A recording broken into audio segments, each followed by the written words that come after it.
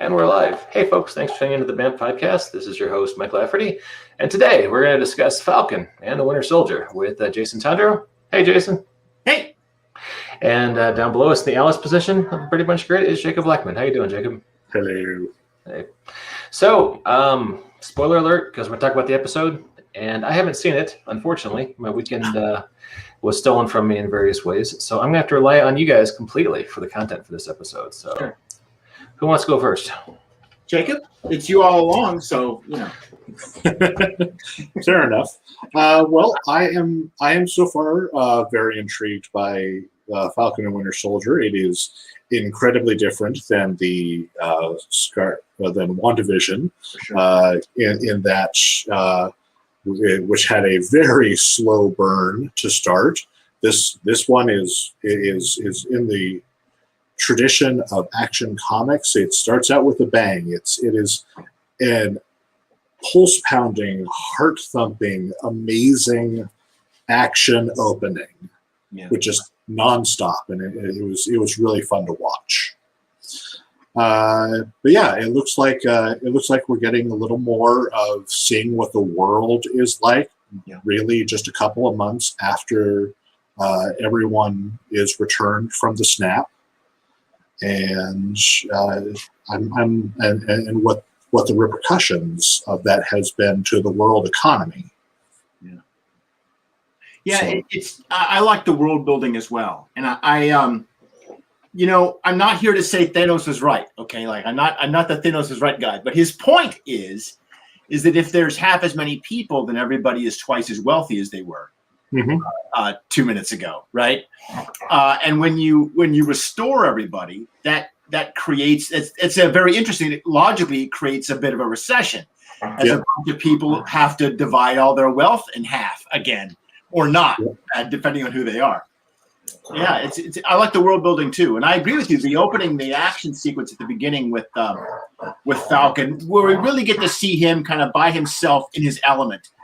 The fact that they brought back Batroc the Leaper. I was really happy to see Batroc the Leaper again. I was like, it doesn't take much for me. So I was sold. Like, okay, Batroc's in. I'm in. Yes. But yeah, I was watching a few things where people were talking about what the world would be like in that 5 years of the snap, and they were like, well, we have something to draw upon, which is the Black Plague. If you look at Europe just after the Black Plague, almost half the population was wiped out. And so suddenly, businesses were doing better, people were doing better because they had more money, they had more food. All the resources were going much longer and farther. As someone who's actually taught this in my Renaissance literature courses. Like the effect of the Black Death meant that because there was now a labor shortage, there had never before been, right? Like before, if you needed people, the people were the one thing we had too many of, right? Yeah. But now there's a labor shortage, which means that wages go up. Yeah. Right. So now we've flooded all those people back. So now wages start sinking, right? There's all kinds of interesting ramifications of that. Yeah. Mm-hmm. Well, I don't know if you heard, but we just had a huge peal of thunder here. So if I suddenly disappear, you'll know why. We'll know that you've been hacked. Excellent. If it was a few years earlier, I'd make some joke about Asgard being in Oklahoma, but that's old Marvel Comics now. So. Love if Asgard would show up in Oklahoma. You know that would do to all the Bible thumpers around here? They would lose their damn minds. But yeah, I'm liking the story that this is presenting, much like WandaVision, where it was based on a classic comic. This one too, it seems to be based on a classic Captain America comic, where they were bringing in the story of Flag Smasher and his villain group Ultimatum. And the rise and the response of the United States bringing in the U.S. agent. Can I ask you a question about that? Yeah. Is this guy on the right, is that U.S. agent? can you not tell based on the stripes of his costume? As soon as I saw the Captain America cut, but it had the stripes on his chest, I knew that was U.S. agent. I mean, they're not calling him that yet. Yeah, they call him Captain America. He's Captain America, but it's absolutely U.S. agent. Yeah. Does Old Man Steve show up at all? No, We haven't seen him. there is. You hear the line from Yes. Endgame when he says it's yours now, or it feel like it belongs to somebody else, and Old Man Steve says it's not. It doesn't. Something like that. We hear that excerpt, but that's all. Mm-hmm. Okay. But yeah, it's pretty obviously U.S. agent in the fact that the cut of the costume, the design of the costume, plus the shield and the gun on his belt. Something else I was going to say to that effect. But yeah, like much like WandaVision, I'm sure the MCU is going to be twisting around the story and making their own thing of it. But yeah, it looks like we're going to have Falcon in the role of Cap for this story, and Winter Soldier in the role of Nomad, I believe. Well, to me, I found it very interesting, and you're right. They are drawing on, I think, that old.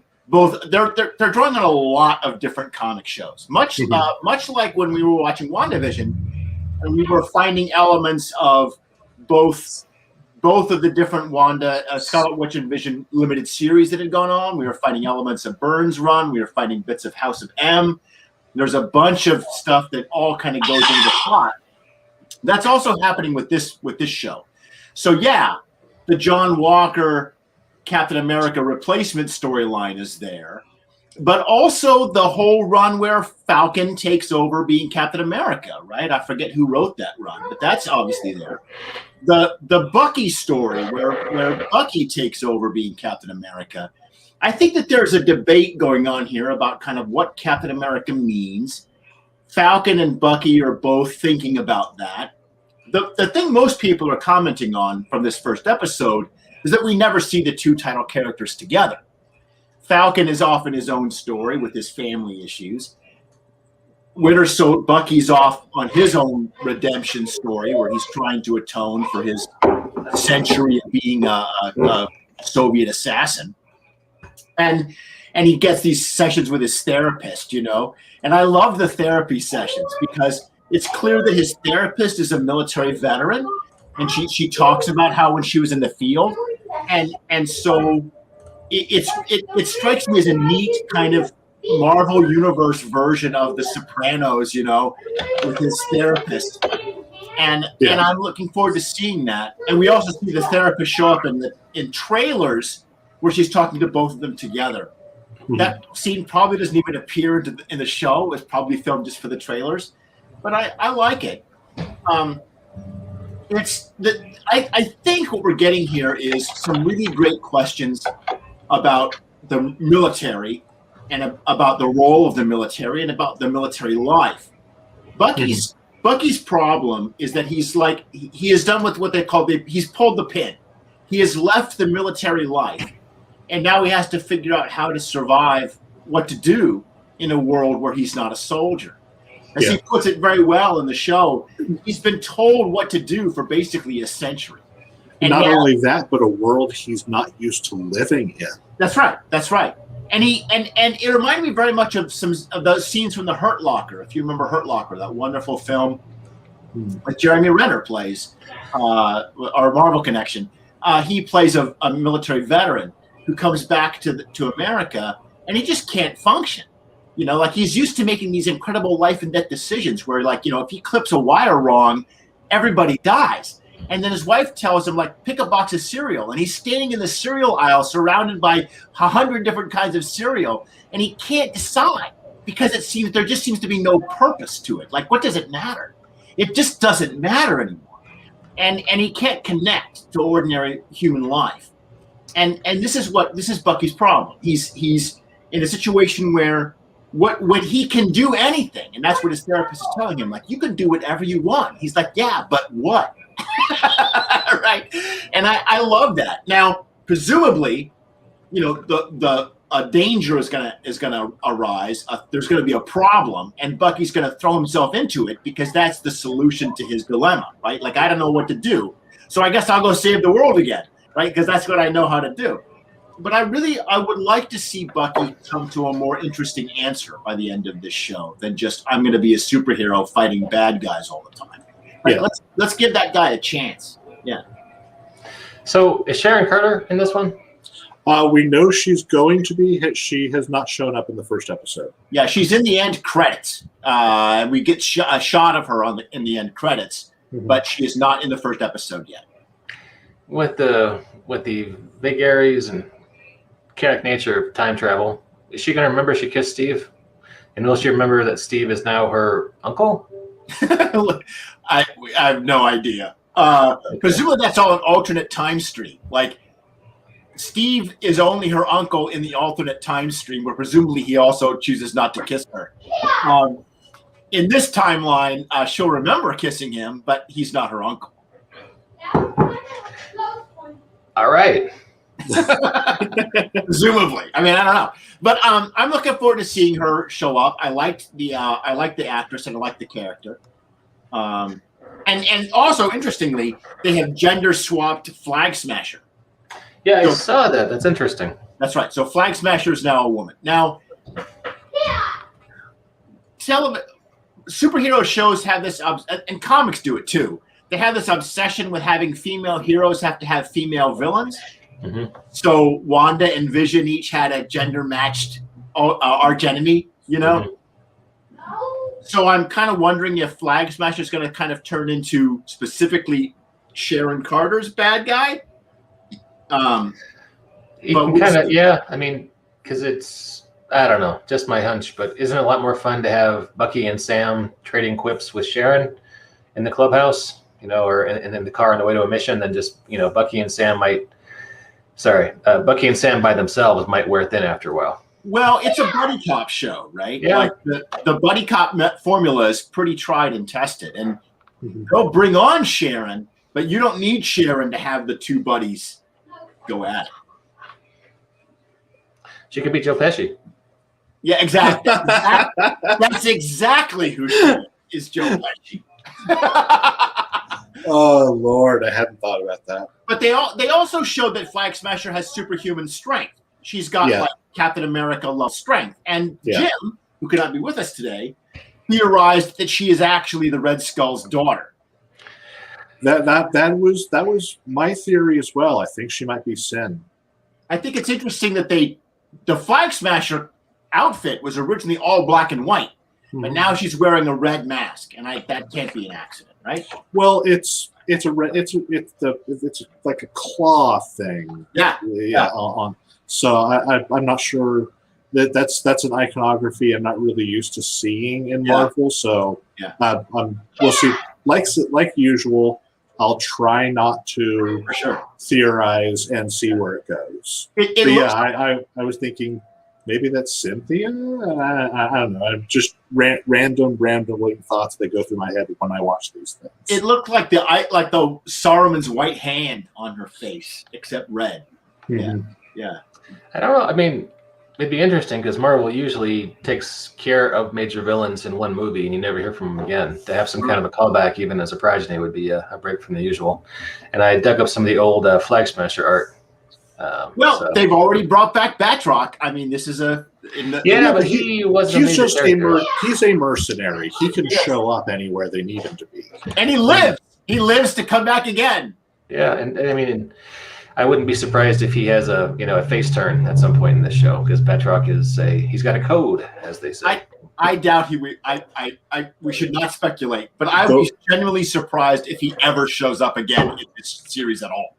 Yeah, the way he showed up in the first episode, it was pretty. It seemed like this is something he was hired to do, and I'm not sure we're going to be seeing him again.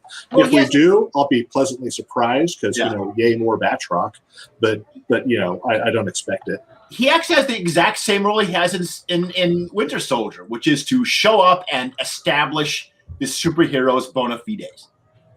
Right, like for people who haven't seen Winter Soldier, like they know who Captain America is, but like, okay, well, how good is he? So we had a whole intro sequence where he beats up Batroc and all of Batroc's men. And let me say, this intro made Falcon just an absolute badass. There are people who are always like, Falcon's just Captain America's sidekick. What does he do? He flies. Oh, wow. He flies.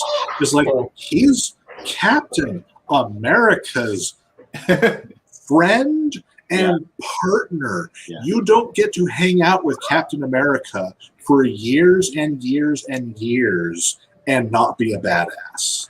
And he's also, this show establishes him as having a lot of high tech. Yes. He relies on his technology a lot.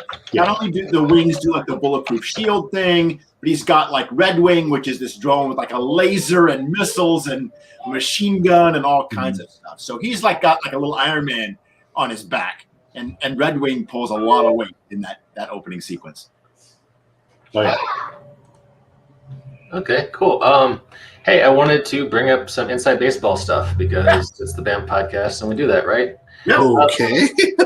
Well, don't we always talk comic stuff? I mean, heck, you're gonna be talking Snyder Cut with Sean Isaacs, who's drawing Fantastic Four at Marvel tomorrow.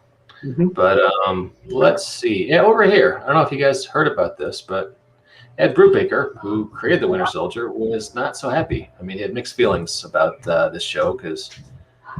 You heard about this, Jason? Well, no, but I'm not surprised. And go on. I have a feeling why Brubaker would not be happy. But let's see what. Well, he likes Sebastian Stan. He likes Mackie. Thinks they're great actors and says nice things about them. But it was a work-for-hire contract. And I mean, even though the character of Bucky was invented in the 1940s, Bucky as a Winter Soldier wasn't around until Ed Brubaker brought him back. And he hasn't really been compensated at all, and Bucky is now, he's, a major part of the MCU and the creator so that's the gist of it. Well, Brubaker deserves to be paid. There is absolutely no question about that. And Jacob, you'll agree, I'm sure. Yeah. Oh, absolutely. Yeah. I have a lot of personal mixed feelings about the character of Winter Soldier. I like the Winter Soldier as he's been presented in the MCU, but I am pissed at the general idea of the Winter Soldier because yet another character who has not stayed dead. Yeah. Hey, how we doing? What's up here? So now there's we can still hear you, Mike. Ben, right? Talk to you about something. I didn't want to dismiss it. Okay. I don't know if still on the meeting. I'll text you later, okay? Okay. All right. Sorry. Take care. Okay. Have a good one. You too. Bye. You too. Bye. But yeah, it's always been that Bucky was supposed to be one of those sacrosanct deaths that would never change, and then him as the Winter Soldier. Did you close the door, please? It always sat wrong with me. You were live that entire time. Yeah. Yeah, I'm sorry. That was my kid's karate class. I was just wrapping it up. I should have muted. Forgive me. That's all right. That's all right. I thought that Brubaker would be upset because he created the Winter Soldier. He brought Bucky back so that Bucky could be Captain America. I mean, that was always the intention of that plot line, was that Cap would get shot or would retire, and Bucky would take over, and we'd have this kind of examination of what Captain America means for the 2000s, like that era where Cap has got a pistol on his hip and he's dressed mostly in black. And it was a question of, like, what does it mean for me to be Captain America? The fact that it is a money issue is actually much more straightforward because he totally deserves to get paid for that. He's absolutely right. Yes, Bucky was created in 1941, but the Winter Soldier and the stories that they are using are deeply indebted to Brubaker's run. There would not be a Winter Soldier movie without Brubaker's run on that book, and he deserves to be paid.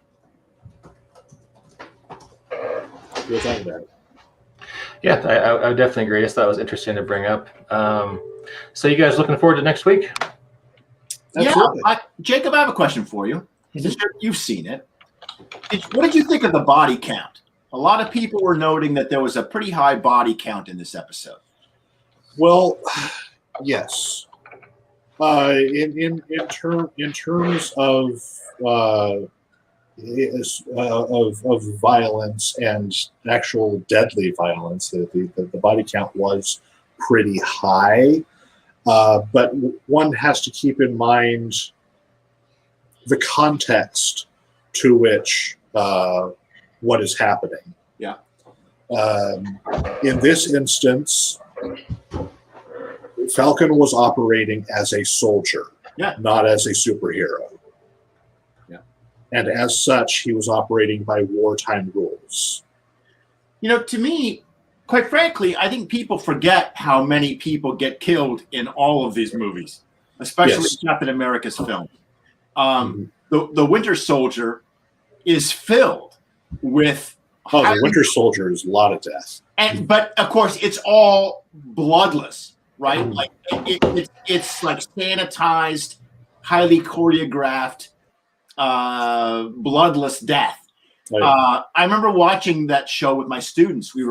I was doing a section on superheroes in film, and we had watched everything from the '78 Superman and through to a few other films, and we finally watched Winter Soldier towards the end, and yeah, like they just kill a lot of people in these movies, but it's all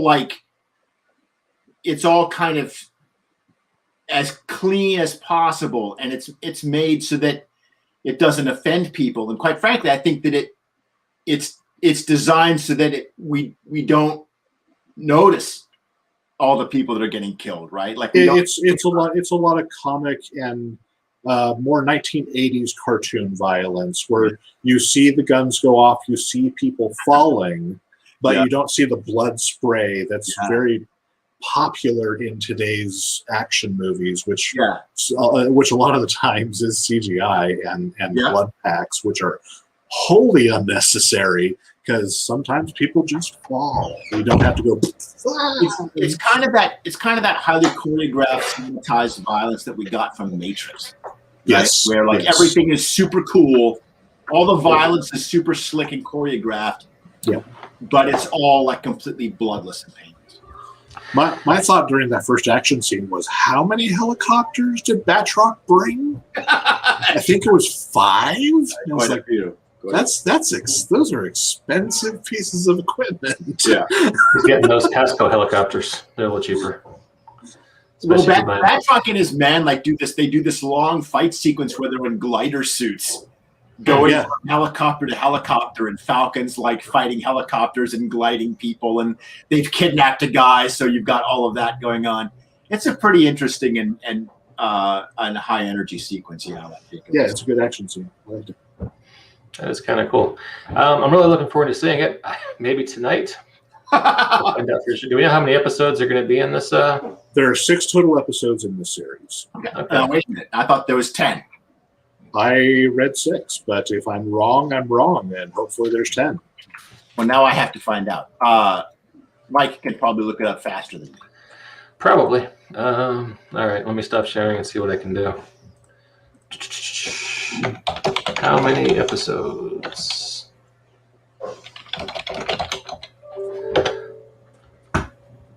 Six. You're right. 6. And Loki has 6 too. Okay. And whenever What If comes out, that has 10. Well, so we can look at how it's going to break down, right? Like the first 2 episodes are the beginning. We're going to set everything up. Expect Sharon probably next episode. And then episodes 3 and 4 are the middle. And then they'll blow everything out for the last 2. Cool. I'm looking forward to it. So, final verdict on this first episode. You guys are both positive? Yeah, so far it's been fun. Yeah, now I do want to urge anybody that's watching it 2 things. First off, it's kind of a slow burn. We've talked about the high action of the opening. But after that, there's a lot of the 2 characters kind of apart, dealing with their own individual issues. There's a big race issue to this episode with Sam and his family. Sam's family is financially in trouble. They've got this boat and their family house that they inherited from their parents, and his sister wants to sell it. I'm convinced they added the sister and the kids only so they could do the Uncle Sam joke. But the sister wants to sell it, and Sam doesn't. And they go to a bank to get a loan, and Sam is convinced that because he is this superhero, he will be able to get the loan. But he doesn't. They won't give it to him. And she, his sister, specifically suggested it's because of race. That, well, it's amazing how everything gets tighter when it's our turn, and that's prompted some very interesting conversations, I think. And then the other half of this all is Bucky doing a lot of brooding, and he tries to have a date.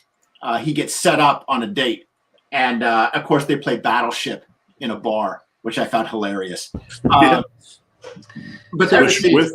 with shots. Yeah, with shots. Yeah. What I love is that he's trying to be truthful. Like the girl says, like, wait a minute, how old are you?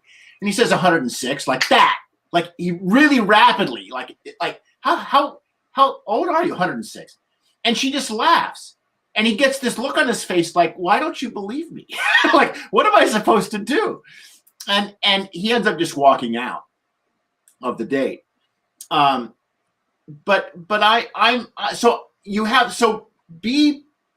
go in and give it a couple of episodes to get the characters together, to establish the problem, and kind of get everybody kind of focused. But we have to show where the characters are at the beginning of the series in order for the end to have any meaning. For them, if they're going to go someplace at the end, we got to show where they are at the start, and they're taking their time on that, and I kind of like it. The second thing is, I just want to know very briefly. The second thing is if you want to read the comics, there's a lot of comics to read. There's the Brubaker run with Winter Soldier. There's the Falcon run where he takes over as Captain America. There's the old U.S. agent run when Steve Rogers is just the captain. So there's a lot of comics going into the pot. This is true. Jacob, what do you say?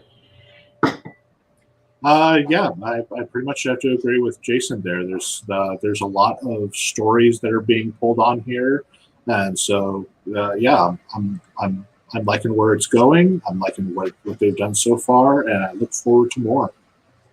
Cool. Well, I'll check it out tonight, and I'll be able to weigh in to some degree next week. Hey, completely unrelated. Have you guys seen Leslie Jones tweeting along with the Snyder Cut? I saw you post that, and I watched them, and that was hilarious. So hilarious. What I love about it is that she does like the movie. Yes. Yeah, that's kind of what gets it over, I think, is you can tell she's really enjoying herself, even while putting out some of the crazy stuff. But it's also really funny, yeah. I have not seen Zack Snyder's Justice League yet. I have no great desire to see it. But if I could have Leslie Jones sitting next to me the whole time, I would totally be there tonight. Yeah, if I could get Leslie Jones to narrate a whole lot of movies, I would probably watch that. Yeah, for sure. Das Boat, that's maybe the top of the list. Do you guys, can I show just one real fast? Yeah. Anyone object? All right, it's a tweet. It'll be short. There we go. Leslie Jones, share audio, and full size, and man, you can't do shit. Shish kebabs.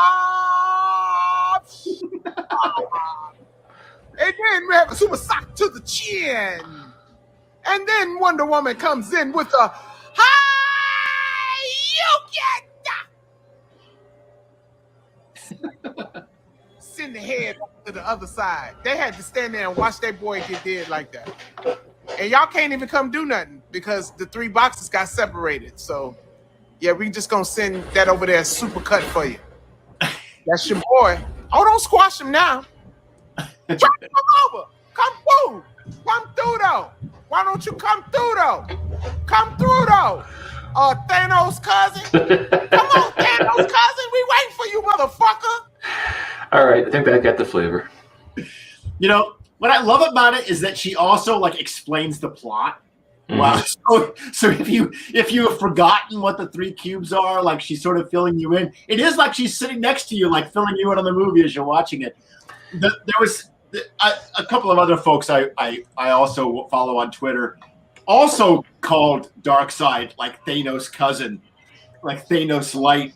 And those of us that read the comics and know that Jim Starlin created Thanos as a Darkseid knockoff on his first issue of Iron Man, because he never thought he would get another bite at the apple. It's just hilarious. But you know what? They don't care. Like people like you, Mike, and Jacob and I, we go deep into these books and we're like referring to all the comics they come from. 95% of America does not give a shit. They don't care about any of that, Yeah. And it's funny because they'll always think that Darkseid is a Thanos knockoff instead of the other way around. Yeah, there's an awful lot of characters that get enough spotlight. Like Oscar Isaac's Moon Knight show. Yeah. If they're not careful with that might look like one of the last 6 iterations of Batman that are still living in the public consciousness. Yeah, but maybe better. I mean, although we always have to remember Darkseid's humble beginnings as well. Go on. His first appearance was in Jimmy Olsen, Superman's best friend. For sure. That was where he first showed up. So Kirby comes over to DC after Stan refuses to give him a raise. And DC says, okay, well, what do you want? And he says, I can do 4 books at a time. I can write and draw 4 books at once.